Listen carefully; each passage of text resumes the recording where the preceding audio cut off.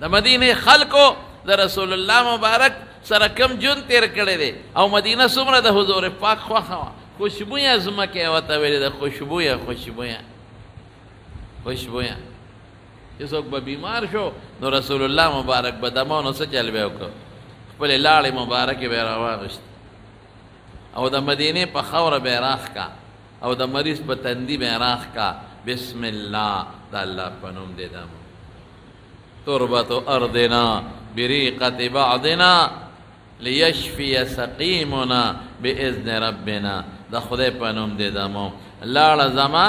د رسول الله مبارک قیمتي لاړه او خوره د مدینه منوره او په مریض راکاږم شفا به الله ورکړي قانون دا دی چې شفا د خدای په لاس کې ده دا دم وغیره خو اسباب دي که الله پکې شفا واچي خو شفا به میلاو شي که وانه چې بیا خو نه میلاویږي نو د مدینې په خاوره به خپله ګوته مبارکه راښکړه نو بعضې علما وی دا هره خاوره باندې اوس ته راښکې شي څه حکمتونه پکې شته او بعضې وی نه دا د مدینې د ځمکې او د خاورې خپل برکت او خصوصیت